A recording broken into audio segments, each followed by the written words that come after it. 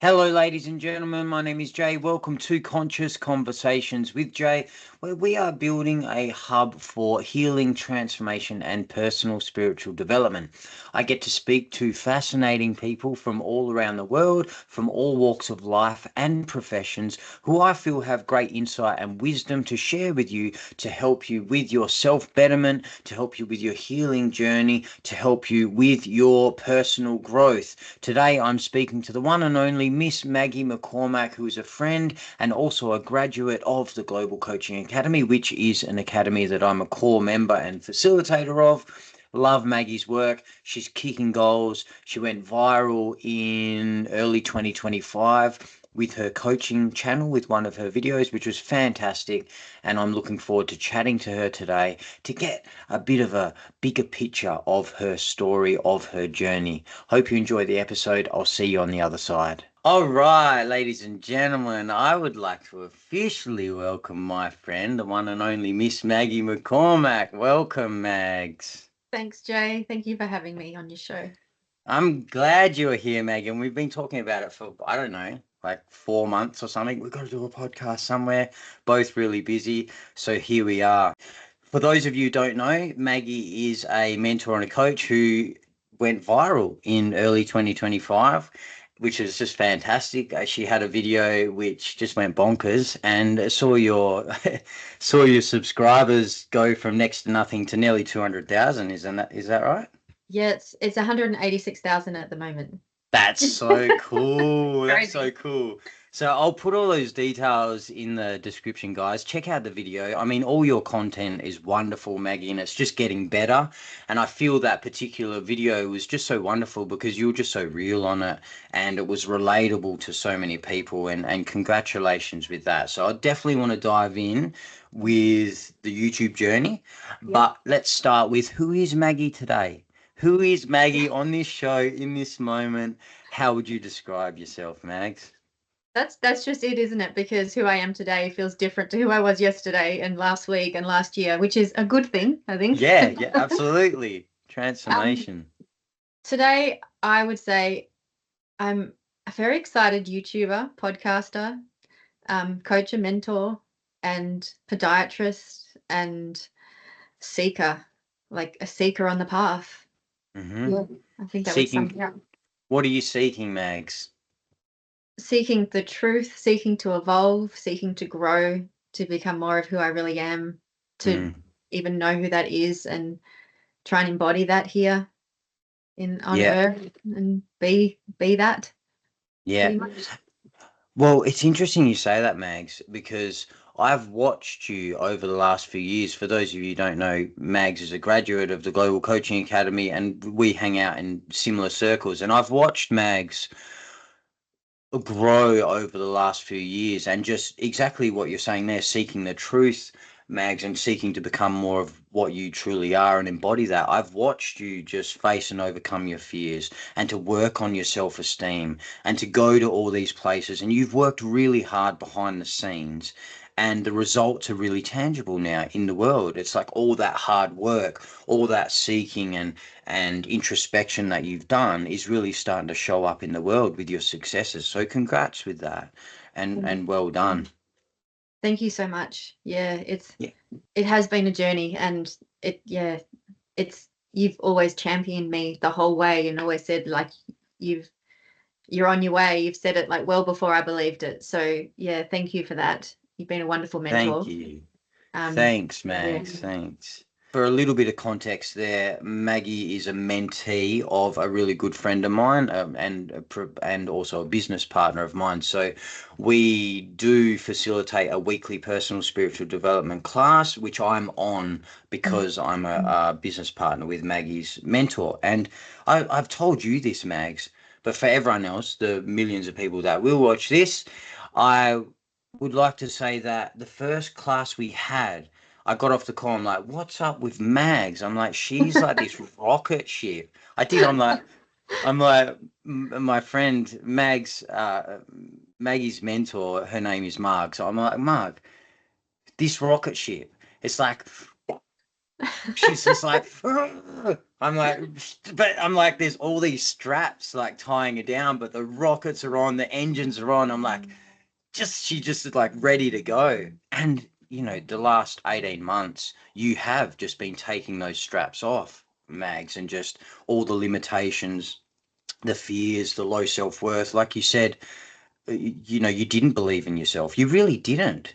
It was Yeah. really obvious from our perspective, like, whoa, look how much potential you've got and how amazing you are. And testament to you, you've done the work. You've worked on your self-esteem and all of that stuff that needed to happen to get you in this position. Thanks, Jay. Yeah, I really appreciate that.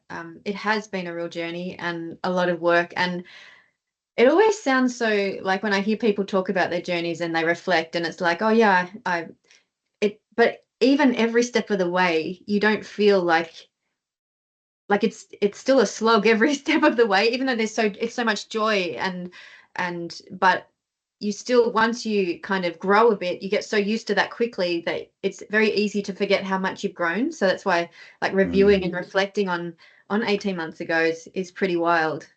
Yeah. Yeah, that's great to look back and really, I guess, congratulate yourself, ourself on the victories that we've had because we're moving so quickly all the time, especially people that are engaged in conscious evolution and really working on themselves and seeking. We are moving quite quickly. So I think that's a wonderful point, just to make sure that we're all stopping, reflecting, and reviewing and going, oh, hang on a minute, I'm doing all right. And look how far I've come. And, Yeah, really celebrate that. absolutely. Yeah, I Yeah. couldn't agree more. Like one day you can pack so much into one day when you're on the path that it's just like I don't even know who that person was a year ago. Like I've had so many incarnations since then. Yeah. Yeah, exactly like you said at the start as well. It's like, well, who I was yesterday isn't who I am today. And that is a good thing when we're engaged in personal growth. So I just want to know more about your YouTube journey, Mags. Yep. Tell us about that because I watched you start with your Inspiring Five, the Yep. podcast, which was just awesome. And then correct me if I'm wrong, I remember seeing some videos on you documenting your monetization journey, which you Yep. definitely have monetized, so that Yeah. was great. And then moving more into the sharing about your learning and personal spiritual development stuff. Yeah. Yeah. That was always the plan to get there, but to get to sharing my personal development. But I knew strategically I had I had done a lot of research. I'd done 12 months of research, and I Hmm. could tell that the people that tracked their monetization journey, they from what I could see, they grew a little quicker. It was a good Hmm. strategy because there's so many people that want to be YouTubers, which is fantastic. I think everyone should have a channel at some stage. That when there's lots of new YouTubers that want to support each other, and that's Hmm. exactly what happened. So I would I would do a monetization journey video each week, a couple of spiritual ones, a monetization one, and people would come in to the monetization one, and then hopefully if they liked me, then they might watch the spiritual one. And that was a very deliberate strategy of mine. But Gotcha. Okay. just to back up with the starting with the podcast, the Five podcast, that was a stepping stone to YouTube because to me at that time, being able to talk articulately to the camera Hmm. seemed too big. It seemed too big. And I have an acting background, and people think, oh, it should be easy if you're an actor, but it's completely different. It's completely different. I might be comfortable with a camera in my face, but speaking from my heart without a script Yeah. authentically as myself is different. So I chose Inspire in 5 because I thought the 5 minutes wouldn't be too much, that wouldn't be overwhelming. And in the beginning, it would always be around 10 minutes, but I've got it down to 5 now, so it's not misleading people. But that's just a wonderful thing that I love to do each week. It's just a bite-sized little, 5-minute journey to uplift and inspire. It's always uplifting, always inspiring, and people can just listen to it and put a spring in their step. And so after about, I started that in the February, and then August 28th, I uploaded my first YouTube video. So it took me that long to get my head around YouTube. To be really, 2024? August yes, 2024. Yeah, yes, okay, yep. that's right. Yeah, so I've just had my 9-month anniversary on YouTube. Good on you. That's not very long, is it? No, That's not it's very not. long to be where Not. you're at. So I didn't actually know that you really had a strategy and did some research beforehand, Mags, and that seems to have paid off. Absolutely. I was really inspired by a channel called Silver and Solo.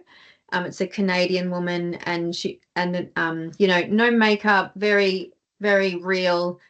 But she just took off. And I was just like, how did that happen? And I tracked through, and I was like, it's when she started talking about a monetization journey, and people Mm, want to go, oh, how are they going with that? Because they want to get mm, monetized too, and then it is a way to find your people. So yeah, that really worked for me. But it was interesting that the video that took off was not a YouTube video. It wasn't a, how YouTube changed my life video, which previously had been my highest performing videos.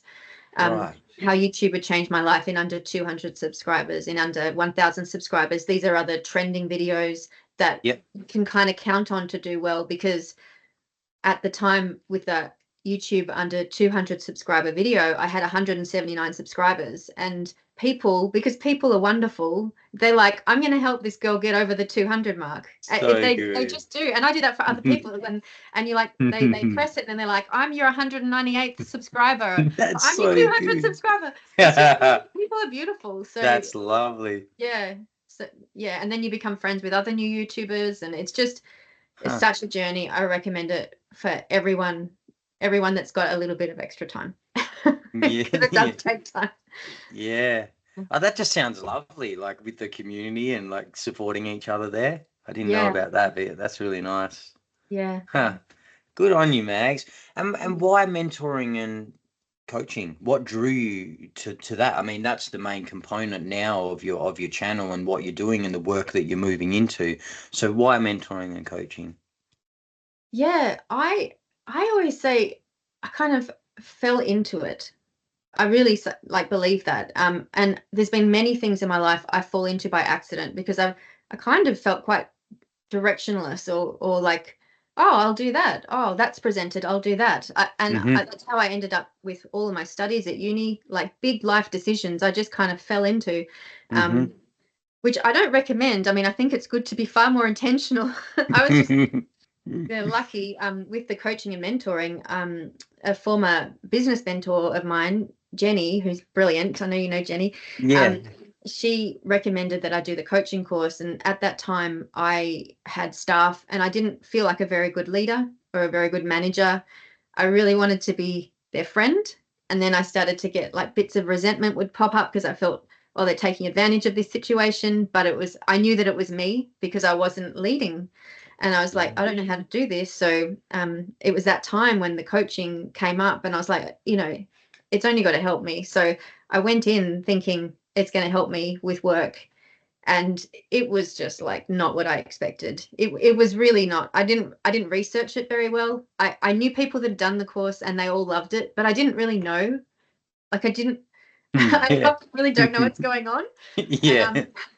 Yeah. yeah, and there was all this wonderful personal development and finding out who we are and what makes us tick. But all the reading list really got me. There were all these fantastic people that I had been, quite obsessed with in my 20s. I'd always loved personal development. So I had the Tony Robbins like infomercial, like late night infomercials tapes, like the actual Yep. cassette tapes, and Nice. all those personal development books, and a lot of them were on the list. And I was like, hang on, what is this coaching business? Because if I get to read these books, it's a lot better Yeah. than one. And yeah, and then there was one book, Amy Porterfield's 2 weeks notice, that was on the list. And so I started researching her, and she has something called the Digital Course Academy. So she teaches people how to do online courses. And I was like, that's cool.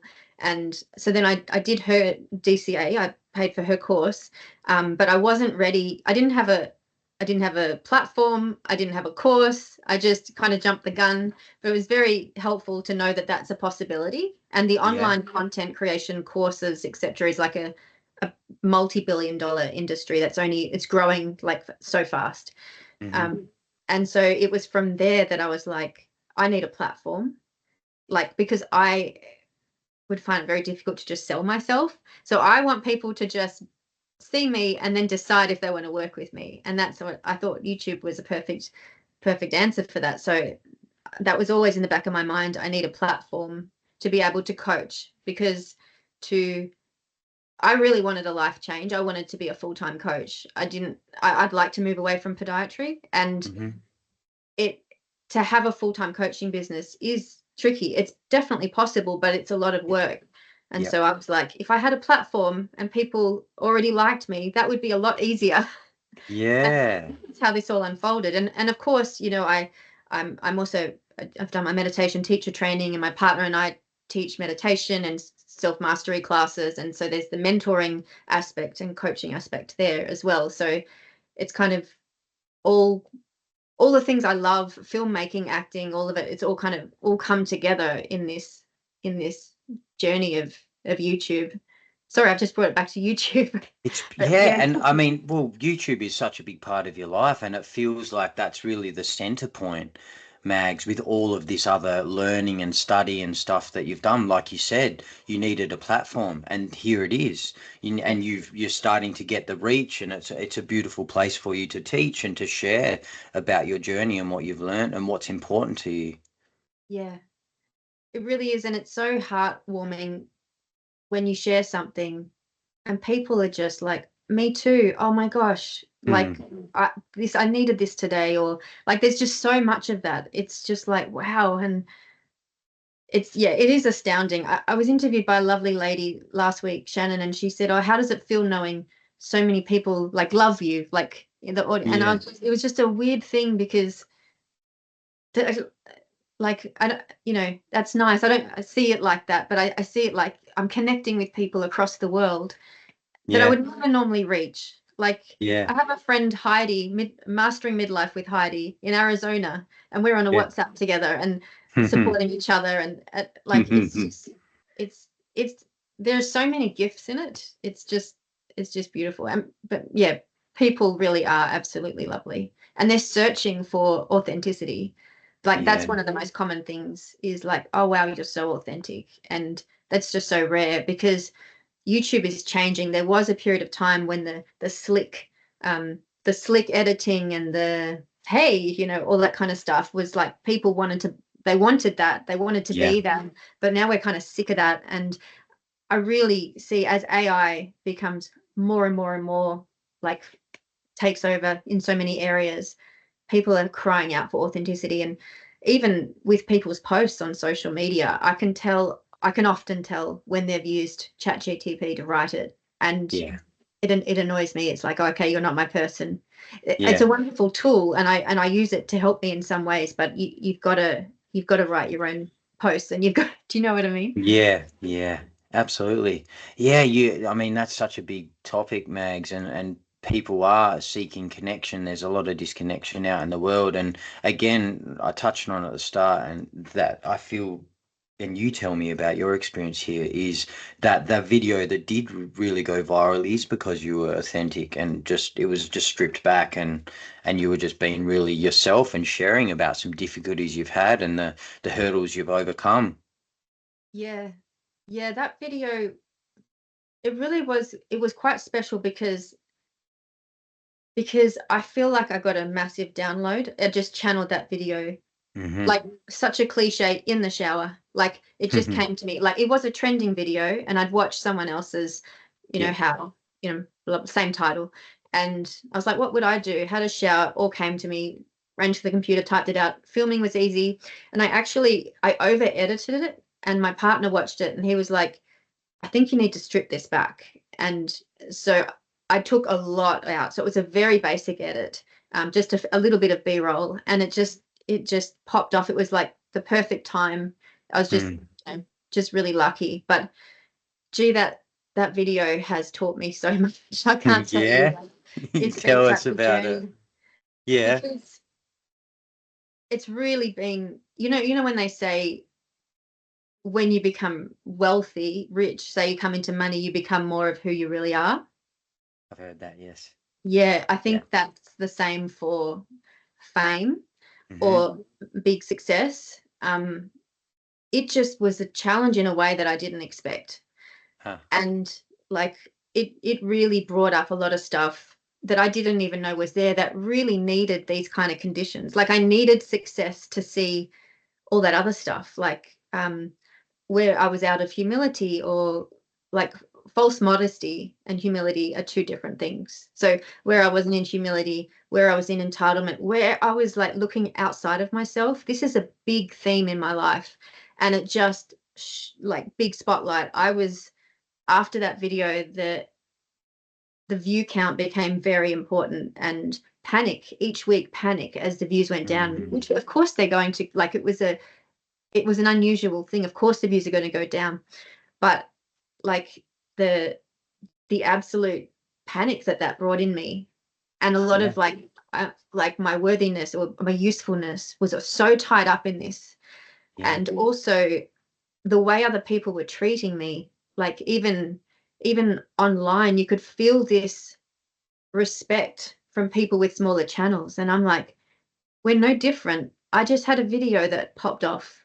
Do you know what I mean? And all of a Yeah. sudden you get treated with this, not reverence, but like that, you know what I mean? Yeah. And Yeah. it was a very bizarre thing.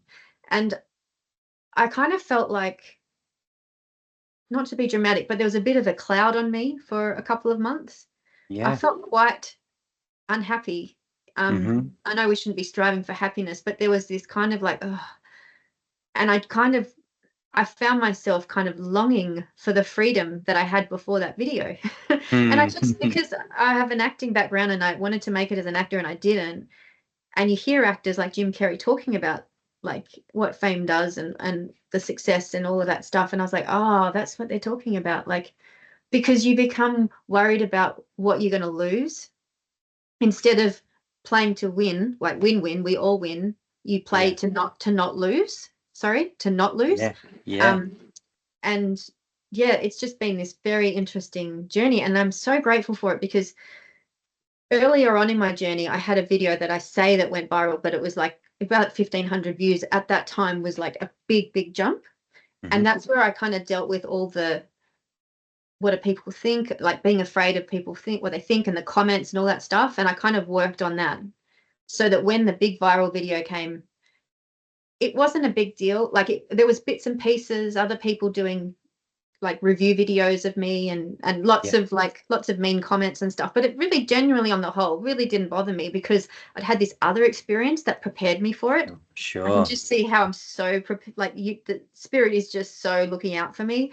And I Mm. feel like this experience that I've had with this viral video, all of what's come after it, has absolutely prepared me for going forward. And I'm not saying I don't know what's going to happen going forward, but just I feel so grateful to have kind of plucked out all of the entitlement and the just the fear, all the the unworthiness, the external, looking for it outside of myself. Because God knows, like if I had have gone from strength to strength to strength, I don't know what would have become of me. Like, do you Yeah. know what I mean? Like, Yeah. and it's Yeah. painful. It's painful to live in that place when you know I'm not being bright and shiny right now. And how do I like? And yeah, it was a real journey to mulch through all of that feeling.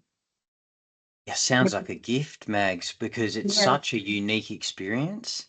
yeah, It's such a unique experience. So I can see how that unique experience that you've had would get you in touch with things that how else would you get in touch with them, like the looking outside and all of that sort of stuff. So yeah, brilliant to have that experience where it has highlighted that stuff so you can work through it. And I guess you're moving into more levels of responsibility, so it's so important. You mentioned humility and you mentioned looking outside of yourself. It's really when we're stepping into these positions of responsibility where we've got influence on people that we are as clear as we can be, and we're really honest and bringing ourselves in the clearest way that we can be. So, I mean, from where I'm sitting, I see it as a positive thing, yeah, because it's like, well, let's look at this stuff now before you get too far ahead, and then who knows what happens. When we see that a lot of the time, where the star shines on someone Yeah. and they're really bright and they have all this success, yet if that goes to their head and their ego becomes really inflamed, then that star moves away, because they're no longer just doing it for the highest and best good of all concerned with pure motivations and intention. And when you were sharing them, Mags, it was like refining your motivations. Yeah. It's like within, yeah, you've got great service ethic and you want to help. Yet within that, of course, all of us are still weeding out those motivations that aren't quite pure, that are still seeking love and approval and from outside, or seeking success from outside of ourselves to prop up our self-worth, all of that sort of stuff. So wonderful to get in touch with that and really weed it out, and who knows what the future holds. Yeah, exactly. And yeah, I do see it as a gift now. I definitely do see Yeah, it as a gift now, and I'm very, yeah, very grateful for it. I feel like I can definitely navigate if I have any more, like, honestly, 5 million views, it's unlikely to be repeated. I know anything is possible, but even there's creators that I love and follow, and they have that one 6 million view video, and then everything else might be a million or a few 100,000. But I mean, like, it's unlikely to, and that's certainly fine by me. Like, it's yeah, completely fine. But I definitely feel more capable to stay very grounded and come from that real that service place, because it's also like so many people comment, and before I used to respond to every single comment with such detail. I would spend hours like really thoughtfully commenting, and especially like other YouTubers, and like I'd go to their page, and because they wanted advice, and I'd like, spent a lot of time. But you just can't do that when you get bigger, and then it becomes like, where's the connection? Like, yeah. how do I still connect with people? I do have a solution to that, though. I'm going to start. I've just decided I'm going to go into get a platform on sorry, the platform school, SKOOL. Have you heard of that one? I haven't. What's that about? It's like a membership platform, and Ah, you can sure. bring people over from YouTube or wherever, and it can be a free membership or you can have paid memberships, but it means that people that are really into what I'm sharing can get them all in the one place. Yeah, And then nice. there's like notice boards, and like you can do free courses for them, but they're all in the one place. And so I thought, I'd like to do meditations, like a weekly free meditation or even a daily 10-minute meditation, like just get that, like, Yeah, know who they are and how to kind of serve them better, and share with them, you know like, yeah. give them more of what they want. Ask them what exactly is it that would help you, that kind of thing. And so I think that I'm going to go into that. All of this takes time. So that's sometime over the next few months, I'll look into that a bit further. Yeah. Sounds like a wonderful idea, like consolidating all of the followers and really weeding out the ones that really, really are into you and want to learn from you, Mags, and Yeah. getting them in one spot there. Yeah. Yeah. I've got to say, what is your ultimate intention with the YouTube or with this school platform? What do you want to achieve? Yeah.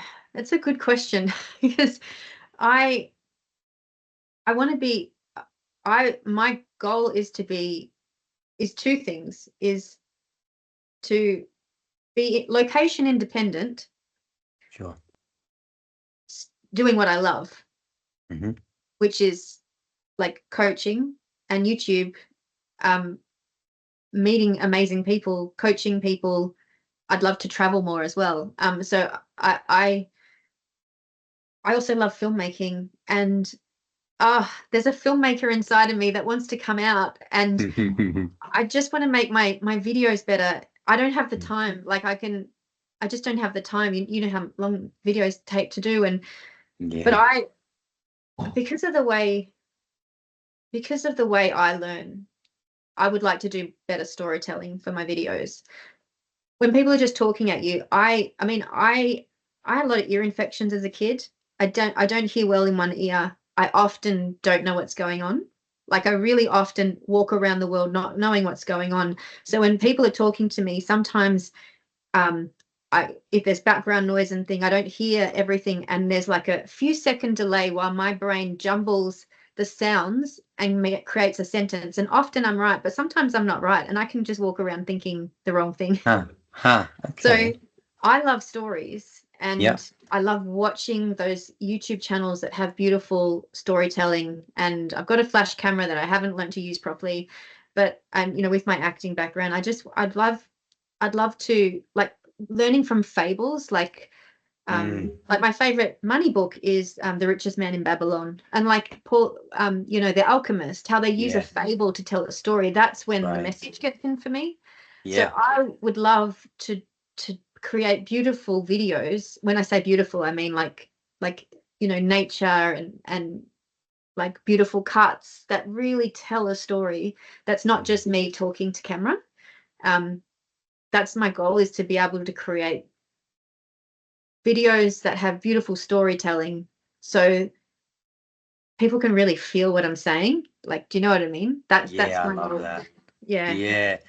Yeah, there's something really special about something filmed in the right way. How can it can really just get into those places emotionally and just get people in touch with things that they wouldn't be able to. Or it's just different.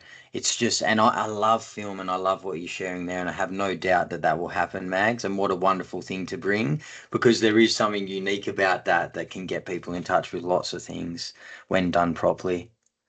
Yeah, Yeah, that's I love cool. it. And but equally as much, like the one-on-one coaching and group coaching, Yep, like yep.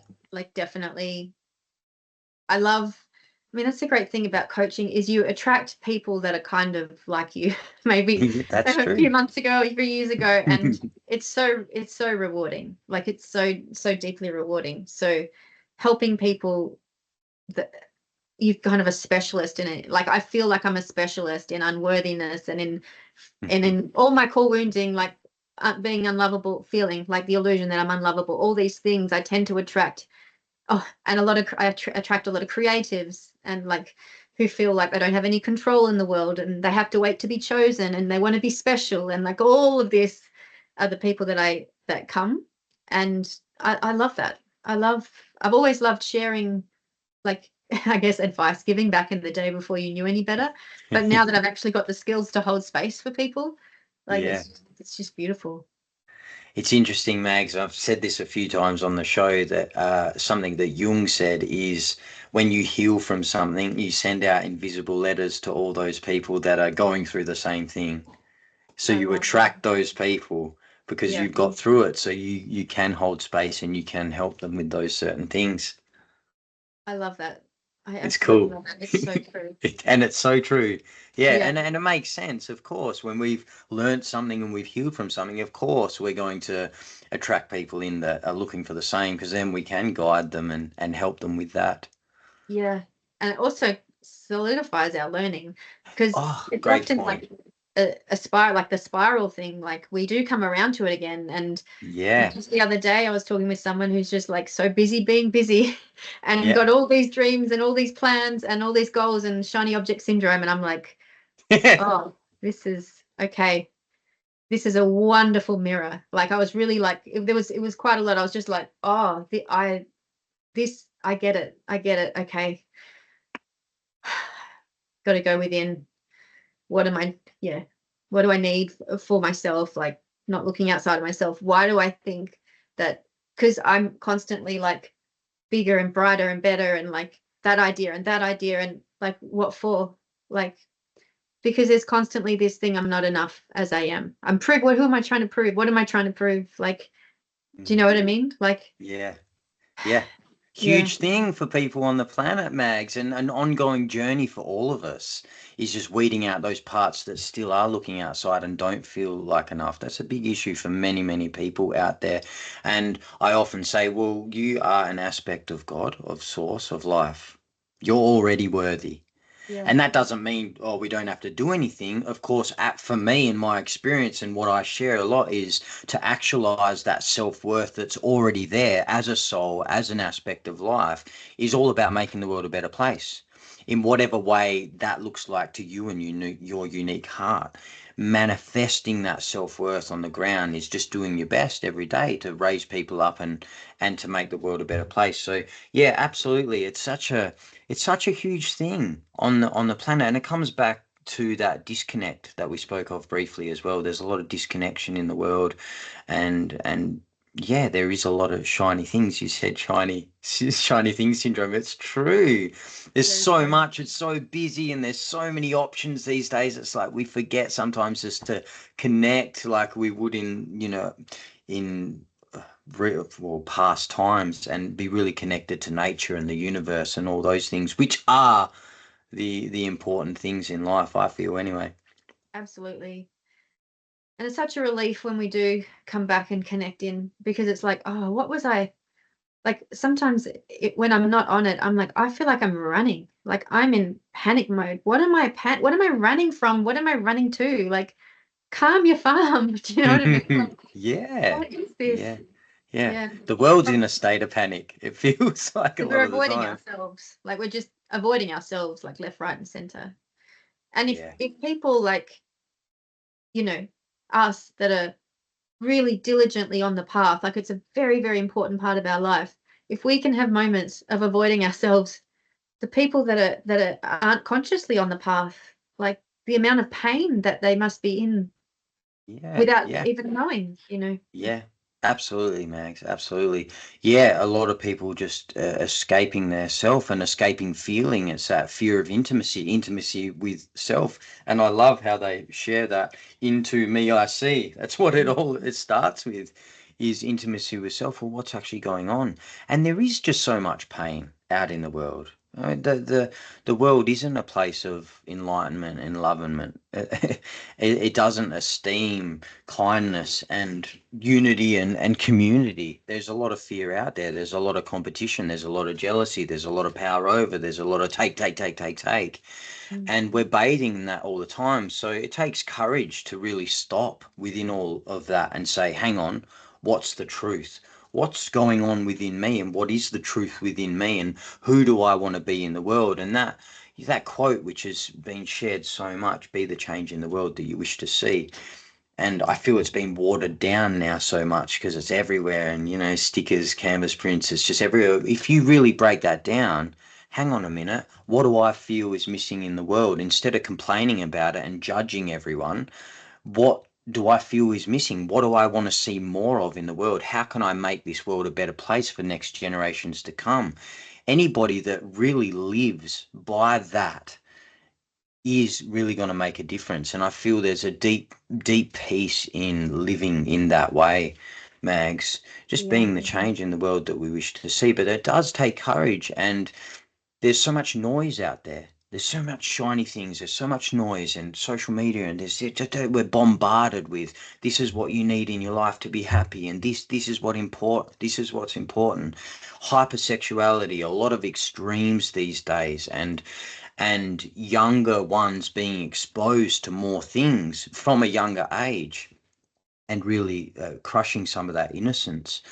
So, yes, it does take courage. And I often say that we're swimming upstream, because it's like the collective consciousness, and most people on the planet are heading this way. It's about survival and control, and selfishness, and preserving the ego. So the ones out there that are like, hang on a minute, what about unity and healing and community and unconditional love, and that namaste experience, God in me, love in me, light in me, meets, greets, honors, loves the same in you, and seeing that sameness within all the diversity, that if people that are living from that way, it takes courage, and we're swimming upstream. So we've always got to be putting in that effort and that energy and consciously choosing, because when we stop being present and consciously choosing, we can so easily get sucked into the stream of where everyone else is going. So it's tough. And you mentioned Mm. that as well Yeah. before, about it's hard work. It's like it's always hard work. Yeah, there is these moments of joy, absolutely, and look how far I've come, and wonderful. But to say that it's not challenging, it would be remiss of anyone in a position of authority or responsibility or teaching, because it's not easy. How can it be? We're going against the grain with a lot of this stuff, those ones that really want to see a world of unconditional love and compassion and acceptance. So we're swimming upstream. It does take a lot of effort. Absolutely, but so worth it. Oh my gosh, Mm, mm, like I couldn't imagine my life being about the 9 to 5 and then Netflix in the evening and then doing it all again.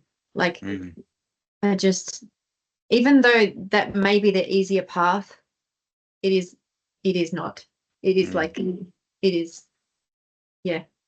There's a lot of people that we're watching this that will understand what you're saying there, and I don't feel like that's everyone's experience. But if you are one of those people that the 9 to 5 and the Netflix thing and just that Groundhog Day every day, you know, if you're not one of those people, because there's this like, oh, I'm meant to be somewhere doing something.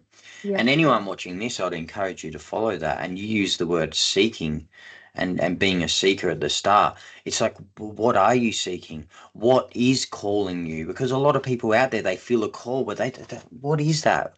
They just know there's something more to life. And again, it can be hard to follow that calling and really find your way in amongst so much noise. But I would encourage anyone watching this to just trust that knowing, trust the quiet whisper and follow that, and be not distracted by the noise. Take time to meditate and be in a still space and dialogue with yourself and find out what is calling you. What do you need to be? Where do you need to be? Because all of us have a purpose. And it's not necessarily we need to create that purpose. You're an aspect of life again, so you're built with purpose. You have a purpose. It's just getting out of your way and peeling back all of those layers that we've put on to build this personality and who we think we are. It's really a process of unbecoming and peeling all that back and getting in touch with our essence and our nature again. And from there, our purpose just is. So yeah, I hear you with that, Mags, and kudos to you for doing the work that you're doing, because we need more people out there. And I love that you've got the reach that you've got, and I wish you all the very best with that and increasing your reach with that, because you have a lot to share. And what I love, Mags, is that you're still growing. We're all still growing, but people that are following you can watch that in real time. And there's, you're weeding through all the pretense, so you're bringing this more authenticity with everything you're sharing, which is just wonderful and relatable to people, and that's brilliant. And I feel that you are doing good work, and you're going to do a lot of good work if you keep going. Thanks, Jay. And it's interesting what you said, because I do kind of, one of the bonus factors of having the YouTube channel is my partner said this to me and I was like, oh, you're so right. I am documenting my evolution. Yeah, That is yeah. so cool. Like, That's cool. and yeah, next year when if I look back on these videos, I'll be like, oh wow, that was the space I was in then, and now this is my new knowing, and yeah, so it can never get old because it's just constantly evolving and changing. Like it can never get stale, I mean. Yeah. Yeah. I never thought of that, Max, but that's true. You're going to watch your evolution and then in 10 years look back and go, oh, wow.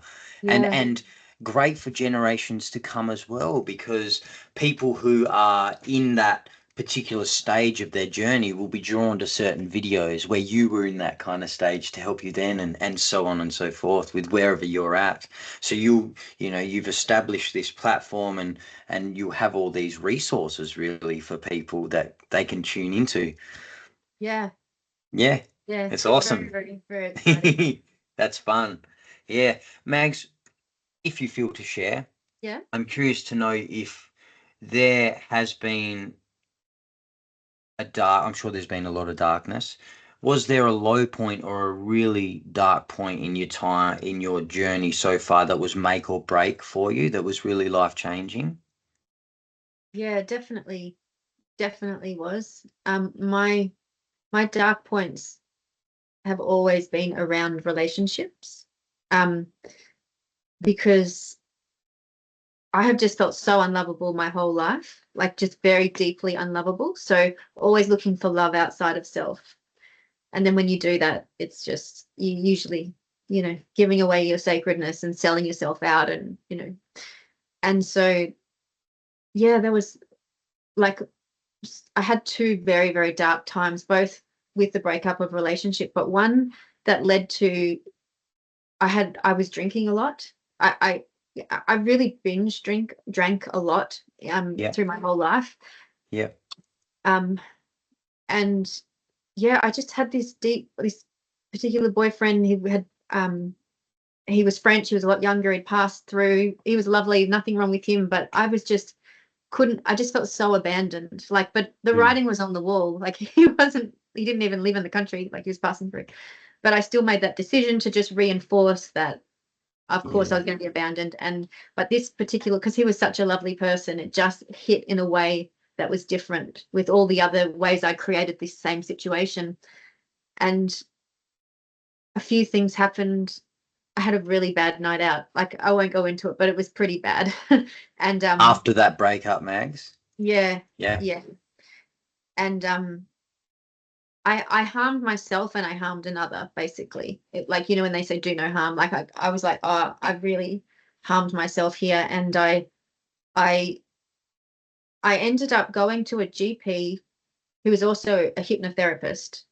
And I I said, look, I just felt so worthless. Like, I remember saying, I just feel worthless, the actual words. A lot of people feel it, but I could articulate that I felt worthless. And he took my history and he was like, oh, you have a drinking problem, you shouldn't drink. And I was like, ever? And he was like, never ever again. And I'd stopped for like 6 months before and a couple of times. But I mean, I never thought it was actually possible to never have a drink again, ever. That just seemed completely impossible to me, like asking me to fly kind of thing. But the Wow. way he said, he had, because there were some other details that I'd said to him, I could feel a bit of judgment coming from him. And he was like, you may always be the life of the party, but no man will ever love you if you don't stop drinking. And it was just like, I needed to hear that. Like, people like, oh, how rude. No, that was love, what that man did, like, to say that to me. I Right. knew that he was right. And I was like, oh my God, I have to actually stop drinking. And I was really quite scared because I knew that it was true. Like, I had a choice. There's Yeah. this life or there's this life. And I stopped. And that was a whole journey in itself. It was the best thing I ever, ever, ever did. And my only like sadness is that I wasn't able to do that at a younger age. I think that was 15 years ago. So about 33. But yeah, that was the lowest of the low I think I've been. And then another romantic relationship where I realized, and this was actually even after that, so I wasn't drinking, but I realized later that I was actually in a relationship with an addict, with a drug addict. Like, and just that whole thing, like, if you're just because you're functional and you can go to work doesn't mean you don't have a problem. And and yeah, and I actually I was in my I think I was in my 30s and introduced to drugs, and I did some recreational drugs for about 12 months that I was with him. And I'm so deeply sad about that, because that I remember the first time that he offered it to me, and I was like, oh my God, like, everything in me was screaming no, like, no. Yeah. But I just made the decision because I just desperately wanted to be loved. Like, it makes me so sad. I just Mm. desperately wanted to be loved. And then I did this line of speed, and then became completely codependent. And he actually broke up with me, which was the best thing that he could have done for me, because I wouldn't, because I was so desperate for love. And it was only about 15 months later or something, and that was one of the most painful breakups that I had ever had. And that took a long time, but that's where things changed after that. But Mm. yes, so wanting to be loved desperately by a man, because I just felt so unlovable. Hmm. Yeah. It's deep, Mags. And what has changed for you since then? Like, how did you deal with that from there? Because I can feel your pain with that, and it's more this sadness now. I've gone, girl, you're so lovable. this version of you, seeing you like you're so lovable. Tell us a bit more about that, how you've worked on that and what's different for you now and how you've come through it. I I I wish I could say I just did it all on my own, but I didn't. I met a really, really lovely man. And um, Charlie, my Yeah, partner, he's a beautiful great, man. great, great guy. Yeah.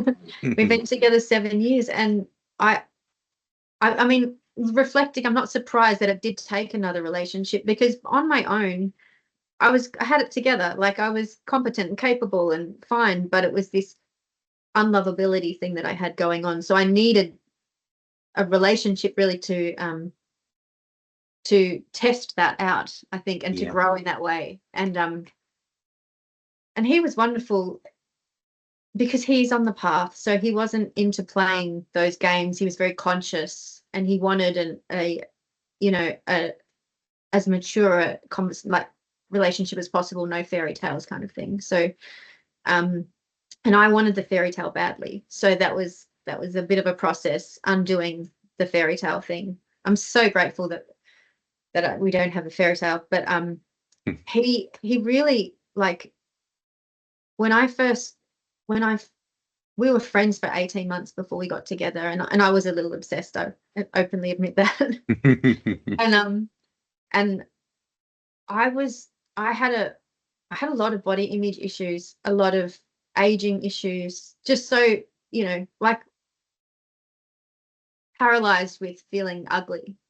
And I had booked in, I had I had gotten a $40,000 loan to have liposuction.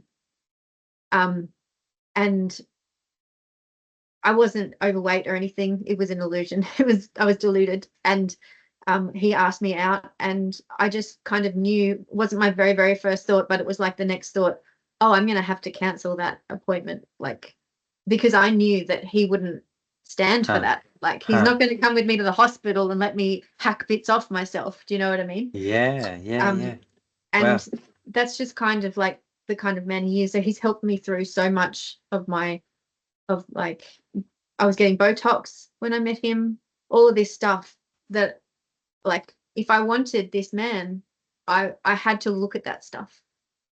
And it wasn't easy, but like, that is love. Do you know what I mean? That is taking a stand for someone, like, knowing Mm, that that's not, he wouldn't tolerate that, because that's self-harm. Do you know what I yeah, mean? And yeah. so at first, I like I couldn't do it for myself. Like, honestly, even like a few years ago, like a couple of years ago, if we'd broken up, I'd probably go straight out and get some more Botox. Like, it's taken a really long time. And now I can say that I wouldn't do that. But it's been a journey, and but it's just the right person with the right kind of love to really help me through that. And yeah, and of course, there's some pedestaling that's happened, and then healing that, and we're just having two conscious people on the path that are just, yeah, it's so I would say that, his love, but also helping, like, that allowed me to love myself.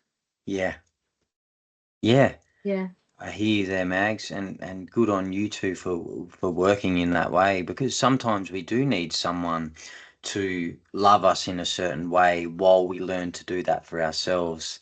And then, of course, clear away the dependency and stuff like that. So, yeah, and also relationships can get us in touch with things that we can't get in touch with when we're just by ourselves. So, yeah, and I know Charlie and as well, and great guy, and you guys are. It's awesome to see you guys working together as a team, really, to raise each other up and do a relationship in a new way.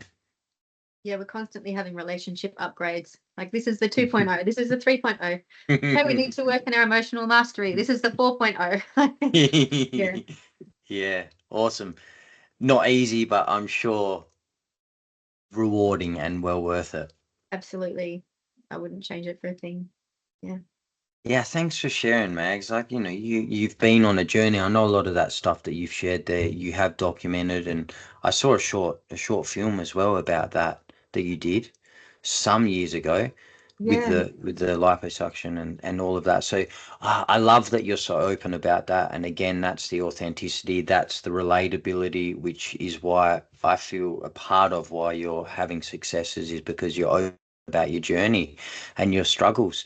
And from there, you can share as well how you've healed and how you've overcome those things, which is also so helpful for people Mhm. because it Thank can be you. tough. It can be It's tough so out there, tough. right? It's It's so tough for yeah, for everyone, but this for women with this like you touched earlier on the over sexualization of women, yeah, of yeah. the self objectifying of women, like women objectifying themselves, and it's like girl power, like it breaks my heart. It breaks my heart so Mm. much because that was me, and that like that it's just it could it's just so deeply sad that the sacredness is just like, and the lie is that like the girls are being fed a lie that it's empowerment. Yeah, It's just yeah. so sad. And I did do a one woman show about, that's what you're referring to, it was a filmed one woman show about that, but I am going to do a YouTube video on it, but I've kind of been like gearing myself up for it because You it's a lot. go, Mags. Yeah, But I know that it's needed, and yeah. yeah. That one woman show that you're talking about there, I've kind of in the back of my mind, I'm like, I wonder when that's coming, the evolved version of that on YouTube, because it's Yeah. just so good and you just being raw and open about your journey. So helpful, Max. And I look forward to seeing that one. And it is sad. It Yeah. is sad out there because a woman's body is sacred, and there's all this projection and pressure on women to be sexual and to be. There's this over sexualization, which we talked about from such a young age, and they're seen to be frigid and freaks and something wrong with them if they're not giving themselves away from Yeah. young teenagehood. And then there's all on the other side, there's all these entitlement from young boys thinking that they deserve it without even fucking working for it. Yeah. Sorry, boys, time to fucking grow up. It's not okay. And Yeah. yeah, it is really sad. And I hope there is more men and women out there holding a higher standard because sex is a sacred communing between two people. And it has an impact on you energetically. It has an impact on you emotionally, mentally, spiritually. So we want to choose our partners wisely. And there's just so much encouragement out there to be free with it and give yourself away and all of that stuff which you touched on, Maggie, which is sad. Yeah, absolutely. Yeah. And for women, the whole thing that everything is geared towards whether or not a man finds them attractive, Yeah, whether or not they find the man attractive. It's like when we were younger, it was a good night. When we went out, it was a good night if a man cracked onto you, and if no one cracked onto you, it was a bad night. Like everything was geared around whether or not the male the male thought you were attractive. yeah. Everything. And It's it's so interesting because the woman have the power. It's like they're the feminine. It's the woman. yeah, And ladies out there, you need to make a man work for it. yeah, You need to make a man prove himself that he's worth your time and your body. Because it is, again, it's a sacred gift. That communing is a sacred gift that shouldn't be just given away to anyone. And this just comes back to the disconnect. Cat saying hello. You want to join in? hello. It just it comes back to the disconnect, Mags, and all the noise out there, and ultimately all the low self worth and self esteem and all of those things that we've touched on. Absolutely. We had a few tech gremlins there.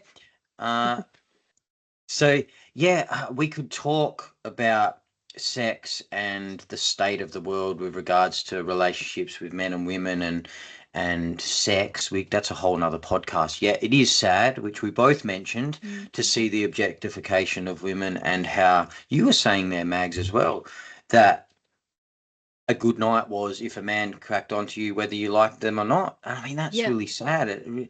It's like, for me, in many ways, it's meant to be the other way around. Yeah. It's Yeah. like, Yeah. it's like Yeah. nature. I feel it's meant to be the other way around. So, yeah, there's a lot of work to do on both sides of the fence. Men need to man up. There's a lot more to life than just sex. Yes, it's a wonderful communication and a wonderful experience we can have here, yet the world's obsessed with it. The world is Absolutely. obsessed, and I heard some stats once that is it 70% of people's thoughts are on sex to varying degrees of, and so much of people's motivation and drive for things, how they dress, Yep. how they are in conversations is coming from that, really, that place of sexuality and sex and wanting to be desired. Absolutely. Wanting to be desired, and then all the projections, the male projections that, you just walk down the street, like all those projections. And then as the woman, just thinking, like, the moment, I remember Sharon Stone saying she knew the day that she stopped being desirable to men. She was crossing the street. It was the first time no one turned to look at her. And I was like, wow, like, and that was devastating for her, because that was what her whole career and everything was built upon. It's just, yeah, Yeah. it's a big, big topic. It's a huge topic, and I've just got to throw in there as well, because you've already spoken about Botox and this sort of stuff, which is becoming so popular, and encouraged by a lot of really young girls as well to get that done at Yeah, such a young age, which is, preventative, oh man, preventative. It's so, it's it's like I see yeah, so much beauty out there, Maggie, and yeah, both. I just see so much beauty and then it just covered up by so much pain. It's like everywhere. It's just everywhere. And that disconnect, I've said it a million times, disconnected from self and from nature and from truth, really. Yeah. yeah, yeah. It's a big thing. And that's how, one of the ways I realized I had worked through a lot of it was how I looked at my mum. Hmm. When I was younger, like, because I had this irrational fear of aging from a very young age, like 18, something like that. It's kind of started to kick in. And I would see my mum and I go, oh no, that's how I'm gonna be. Like, I'm gonna have those wrinkles, like, terrifying. And also how horrible, like, to have these thoughts about your mum. Love my mum. She's a beautiful, beautiful woman.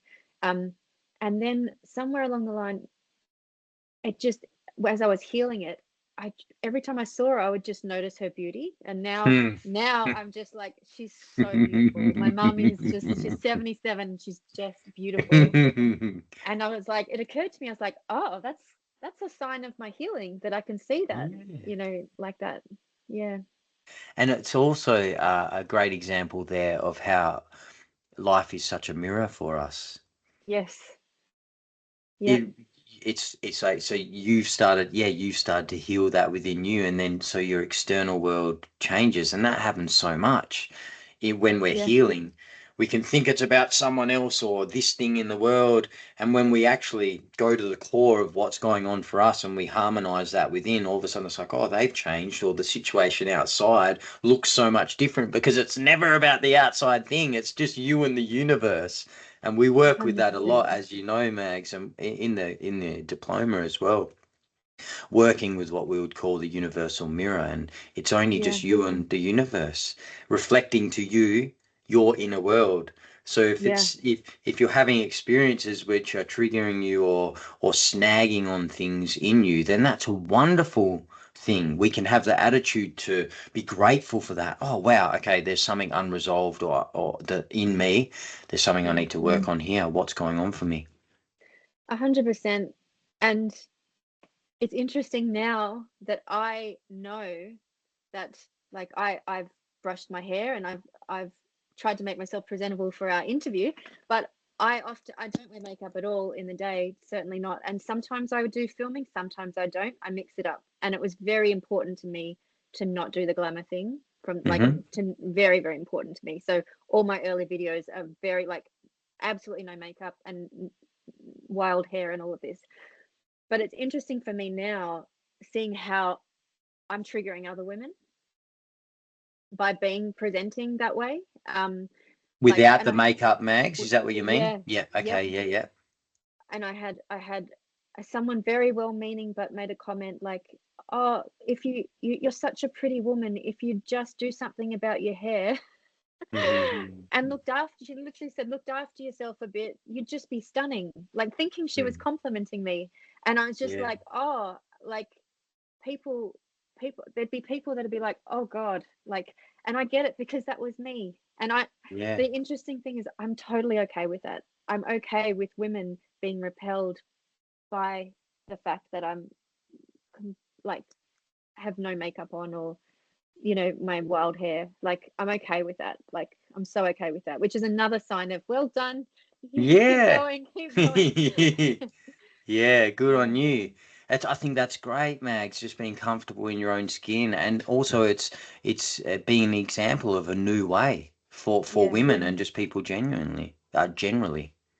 yeah, yeah. Yeah. We need more crones. We need more wise women. Yeah, oh my goodness me. Absolutely. Absolutely. Absolutely.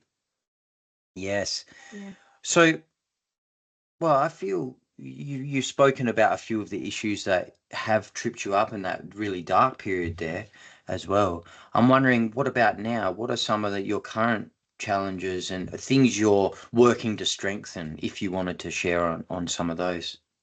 yeah. I it's a constant thing for me is the busy being busy thing, avoiding myself. I love taking action. I'm a doer. I work hard. Like Yeah. if you need a working bee, you want me there. Like, you Yeah, know, yeah, yeah. but like it's really stopping and being with myself. And it's not like I don't like myself. I don't want to like it's just making myself stay and like yeah, and allowing the space for the feelings to come up. Like just not overriding the feelings and wanting to accomplish and dare I say it, it's not a popular word, but ambition. Hmm. Um, there is ambition in me, and that I'm like that I have to just check my motives with. So, but I really, really, really want to like get to the stage where I could just really be with myself the whole day without needing to read a book or anything. Like, and not like planning and Hmm. plotting and Hmm. because I've got such a busy mental body. So, and I really suspect that there is tremendous growth. There'll be a tremendous growth period for me once I can really be still, be just really still. And when I do it, like we go on meditation retreats, and when I do it, it's just glorious. But out in the world, I got to accomplish, I got to get things done, and it's a family trait. It's everyone in my family is pretty much the same. All siblings, both parents, we take action, we get things done. So, but the times when I really, I mean, I make it sound like I don't meditate. Of course I do. I've got my daily practices and everything like that. But I mean, like, long, long periods of being with self. I think there'll be something really beautiful in there for me. Never leaving self, always being in your home, in your heart, Yeah. in that Yes. still point. Yeah, that's a challenging thing, Mags. And I mean, there's monks that spend a lifetime working on that, and they're in a bloody Yeah. monastery without all the distractions. And hey, I see your go-getterness as a positive thing, Mags, and just finding that balance really of where you can be. The doing comes from the being, as you know, is getting to Yeah. that place where you are in that still place always, and the doing is coming from that. So you're never leaving yourself to do things, but you're still getting stuff done. And it's great. It's great that you're doing all this stuff because you're having some wins, and how will we influence the world if we're not doing things? So yeah, I hear you there, just finding the balance and being in that still space more so. Me too. Yeah.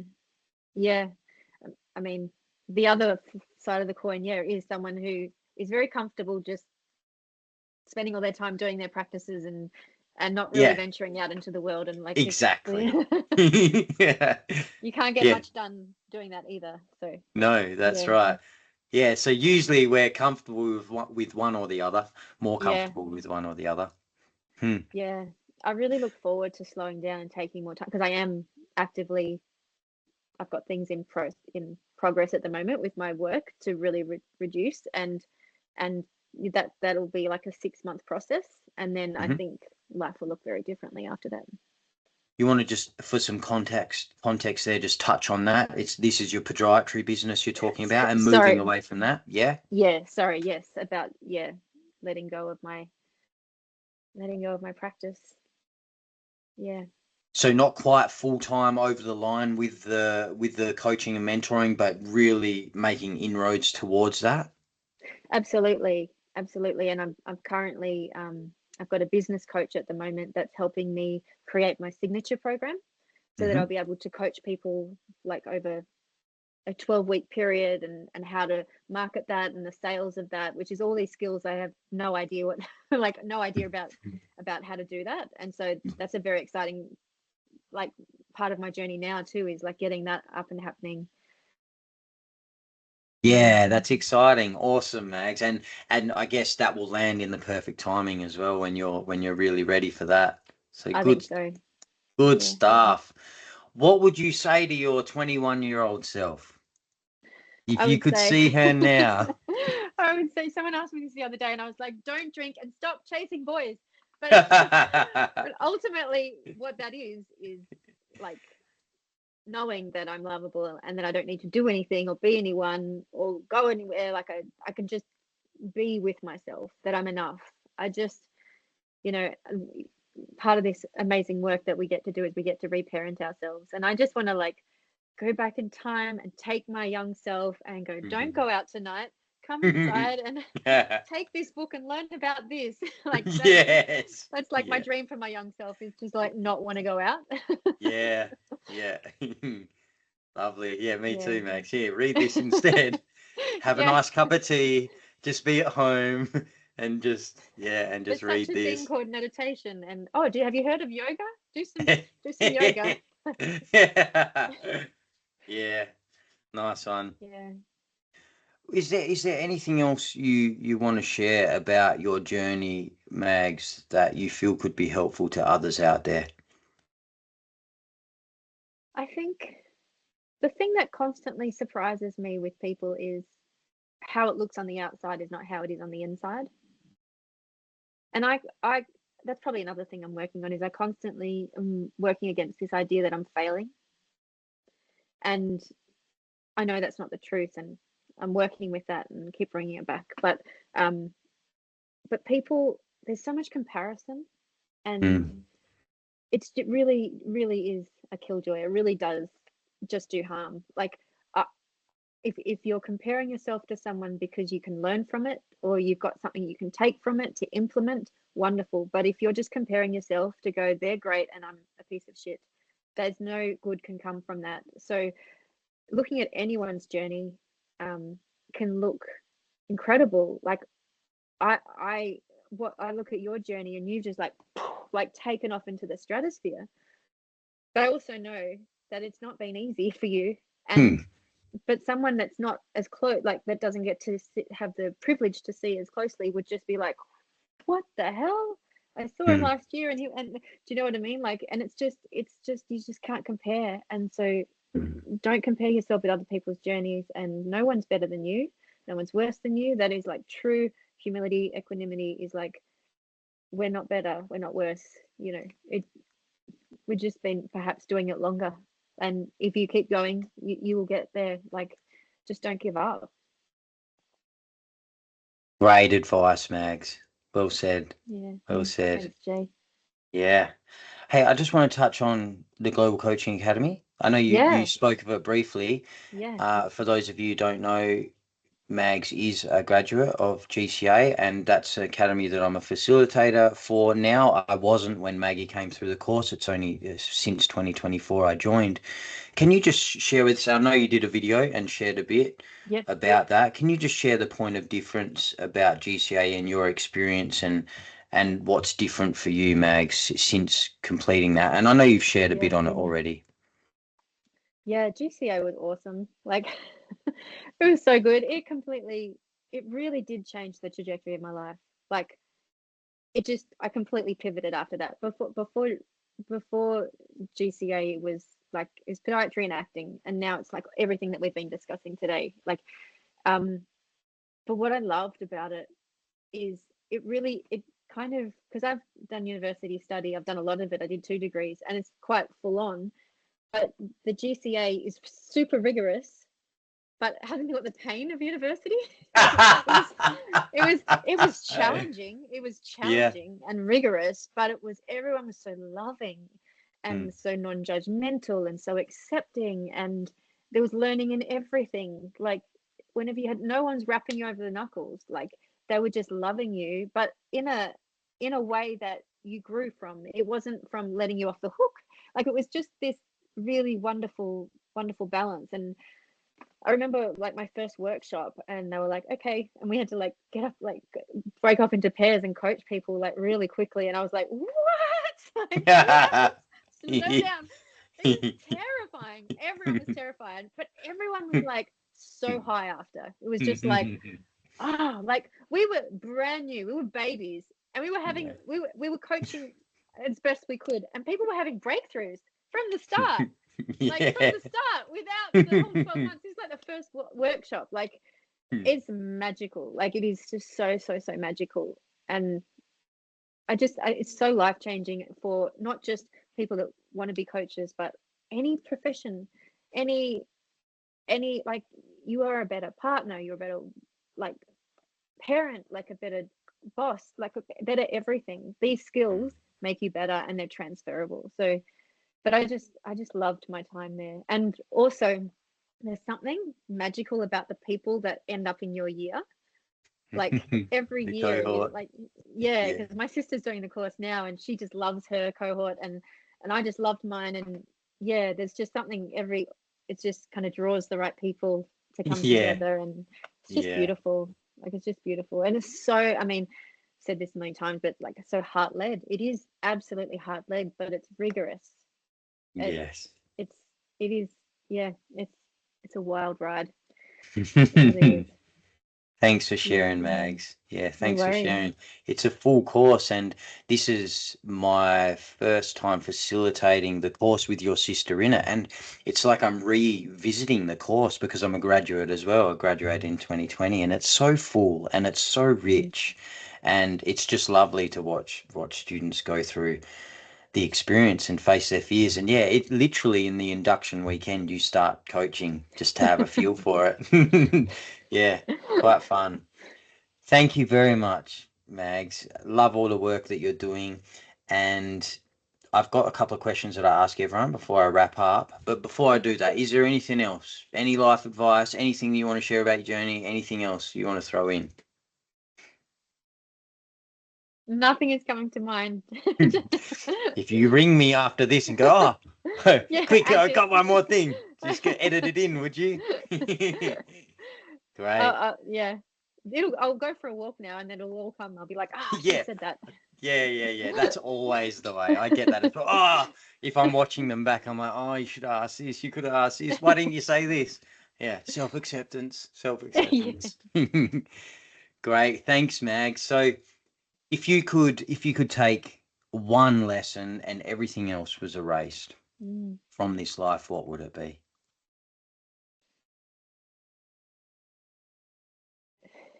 It would be the deep knowing that I was lovable, that I was enough, and I was worthy. Like, if I just knew that, everything else would take care of itself, because that covers like knowing that, like, that we are love, and love is all there is. That covers everything. If you just instill that into every child, like, imagine, Whoa. That's it. Yeah, wow.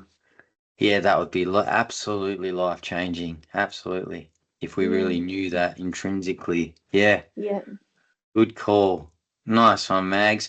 And in real time now, if you could say something to every person on the planet, it might be the same thing.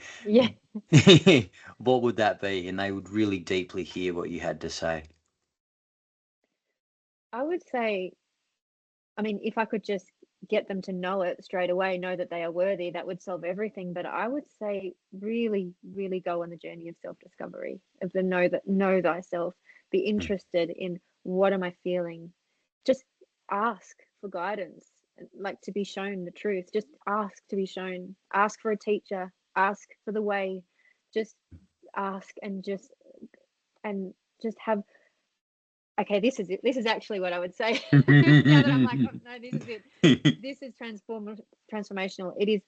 We must walk in nature every day with no earpods, with no listening to anything, just walking in nature and noticing the nature around you and not thinking, because like we've all got busy mental bodies, but actually there's this great meditation from Thich Nhat Hanh.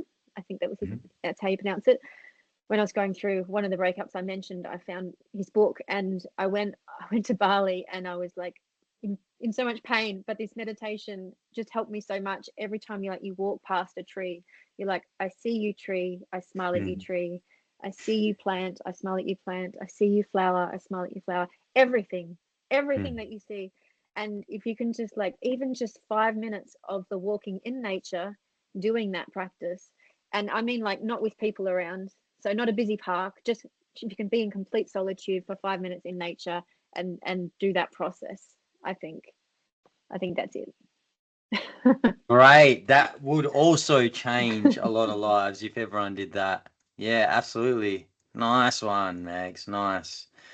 Well, it feels like a wrap to me. I love you lots. You're shining Love you brightly. too. You're kicking goals. I'm so pleased we had this conversation, and I look forward to genuinely seeing where you go, Mags, with everything you're doing, because the future is boundless, it seems, and I just can't wait to see where you end up.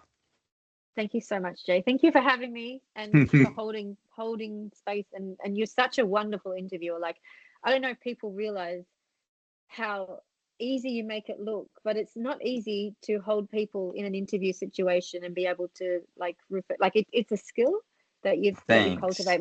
I don't want to say it's a natural. You're a natural, because then that implies that it's not a skill, and it's just something that you're really very good at. So thank you for that. I really appreciate it. Thanks, Maggie. Thank you. I appreciate that. Yeah, and I work on watching them back and going some with some things and how I can do better as well. So yeah, much love, Mags. Appreciate that. And for everyone watching, thanks for watching. Lots of love. Stay bright, never give up, and let's change this planet.